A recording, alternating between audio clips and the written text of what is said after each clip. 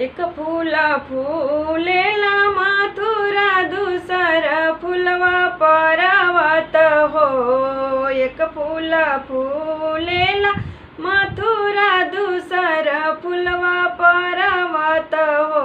ललना तीसर फूलवा फूलेला अयोध्या त राम के जन्म भइले हो। ललना तीसर फूलवा फूलेला अयोध्या त राम के जन्म भइले हो।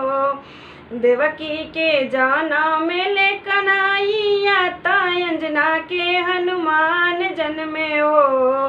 देवकी के जन्म ले कन्हैया त अंजना के हनुमान जन्मे हो। ललना कौशल्या के जन्म श्री राम महलिया उठे सोहर हो। ललना कौशल्या के जन्म श्री राम महलिया उठे सोहर हो। नंद जी लुटावे ले गैया त केसरी सोनवानु हो।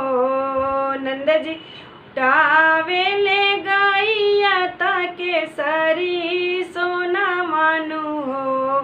ललना दशरथ जी अन्न धन लुटावे महलिया उठे सोहर हो। ललना दशरथ जी अन्न धन लुटावे महलिया उठे सोहर हो।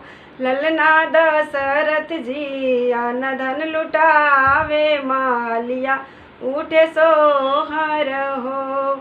एक फूल फूलेला मथुरा दूसर फूलवा पर्वत हो। एक फूल फूलेला मथुरा दूसर फूलवा पर्वत हो। ललना तीसर फूलवा फूलेला अयोध्या त राम के जन्म भइले हो। ललना तीसर फूलवा फूलेला अयोध्या त राम के जन्म भइले हो।